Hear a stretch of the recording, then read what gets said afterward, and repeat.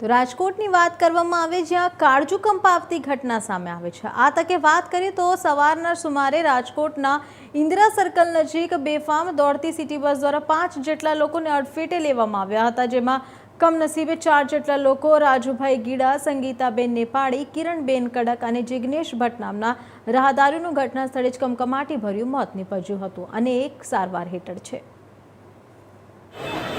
મને આપના માધ્યમથી જાણવા મળ્યું, મીડિયાના માધ્યમમાં, ટીવીમાં, કે કોઈ અકસ્માત બન્યો છે, એટલે હું નજીક હતો એટલે ઉઠીને આવ્યો છું। ઘટના તો કલાક 2 કલાક થઈ ગઈ હશે, પણ આ ઘટના ઘટવી ન જોઈએ। જવાબદાર ડ્રાઈવર અથવા તો જે બસના માલિક કે જે કોઈ કંપની હોય એની ઉપર થોડોક એક્શન લેવા જોઈએ। ઉપરાંત પોલીસ, ટ્રાફિક પોલીસ છે એને અને રાજકોટ મ્યુનિસિપલ કમિશનર સાહેબે આના માટે સ્પીડ લિમિટ પણ બાંધવી છે કે સિટીની અંદર બેફામ બસ ચાલે વ્યાજબી નથી, અને ઘણી વખત નાના બાળકો, કોઈ ગરડા બુઢા હોય, કોઈ લોકો એમાં એન્જોર્ડ થાય તો એ વ્યાજબી વાત નથી। અને આજે દુઃખદ બાબત એ છે કે 3 લોકો, મને કમિશનર સાહેબ દ્વારા જાણવા મળ્યું, 3 લોકોના મૃત્યુ થયા છે અને 1 એન્જોર્ડ થયા છે। ખરેખર ખૂબ દુઃખદ ઘટના છે અને કોઈ પણ માણસની ભૂલને કારણે 3 જીવ ગયા છે, જે કોઈ પણ રીતે ચલાવી ન શકાય।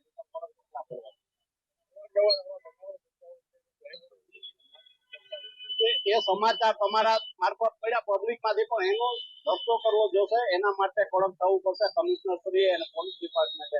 કેમ કે રાજકોટ ક્લબ લિમિટ નામની કે કોઈ બસ કંપની છે, એનો સ્ટાફ છે એને મેન્ટેન કરવાની કંપનીની અને પોલીસની જવાબદારી આવે, એના માટે કડક પડે। ડ્રાઈવર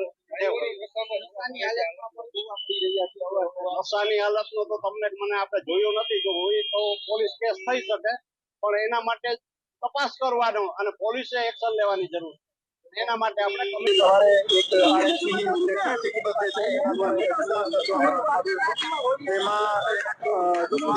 માણસોની ડેથ થઈ ગઈ છે, જેમાં 2 મેલ અને 2 ફિમેલ છે, અને આના સિવાય 3 ઇન્જર્ડ છે, જેમાં 1 ફિમેલ ઇન્જર્ડ છે અને 2 મેલ ઇન્જર્ડ છે। આ રીતે ગાંધીગ્રામ પોલીસ સ્ટેશનમાં એક ગુનો નોંધી દેવામાં આવ્યો છે અને અત્યારે સ્થળ ઉપર એફએસઆઈની હાજરીમાં એક પંચનામો કરી દેવામાં આવ્યો છે અને બસ જે છે હાજરીમાં એમનો મેકેનિકલ પરીક્ષણ ચાલુ છે અને ડ્રાઈવર જે છે અત્યારે સિવિલ હોસ્પિટલમાં દાખલ છે। ડ્રાઈવર ઉપર પોલીસ કાબુ મૂકી દેવામાં આવ્યો છે અને ડ્રાઈવરનો બ્લડ સેમ્પલ લઈ લેવામાં આવ્યું છે। એમાં કોઈ એલ્કોહોલ અથવા ડ્રગ્સની હાજરી હશે તો એના વિરુદ્ધ જે કાયદેસરની કાર્યવાહી હશે તે લેવામાં આવશે। આ તપાસનો વિષય છે, તપાસમાં આરોપી આવશે। હજુ સુધી જે માહિતી મળી છે એમાં 2 મેલ અને 2 ફિમેલ, આ રીતે કુલ 4 ડેથ થયા છે અને 3 ઇન્જર્ડ છે।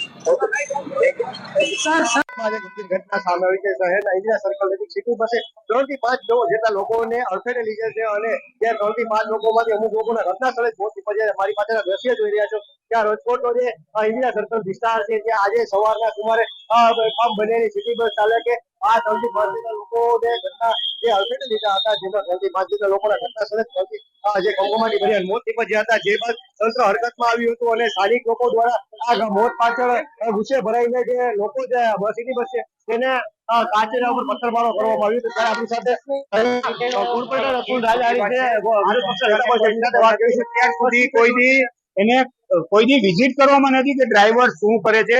રાજકોટની ઓછામાં ઓછી બસો ચાલે છે, ક્યાંય જગ્યાએ ચેક કરવામાં નથી આવતી। આ રાજકોટ મહાનગરપાલિકાની બેદરકારી છે, ખરેખર એને ચેક કરવું જોઈએ અને આરટીઓ સાથે સંકલન કરીને બધી બસના ડ્રાઈવરો શું કરે છે શું નહીં એનું સીસીટીવી ઘટનાઓ બને છે, ખાલી તંત્ર ખાલી એમ કે છે કે તપાસ કરીશું, પણ આવું કોકડું સંકેલી દે છે। નથી લાગતું કે આખી તંત્રની પણ સંડોવણી હોય?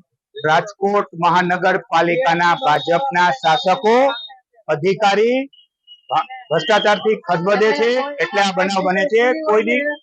કોઈનું સુપરવિઝન થતું નથી। જે પણ ડ્રાઈવરો છે બિન અનુભવી ડ્રાઈવર રાખવામાં આવે છે અને કોન્ટ્રાક્ટ બેઝથી જ્યાં આનો કોન્ટ્રાક્ટ રદ થવો જોઈએ, આની સામે ગુનો દાખલ થવો જોઈએ, આને જેલ ભેગા કરવા જોઈએ અને લાયસન્સ સસ્પેન્ડ કરવા જોઈએ એવી અમારી માંગણી છે। અને જેના મૃત્યુ થયા છે એને 50-50 લાખ રૂપિયાની સહાય મળે એવી અમારી કોંગ્રેસ પક્ષની માંગણી છે।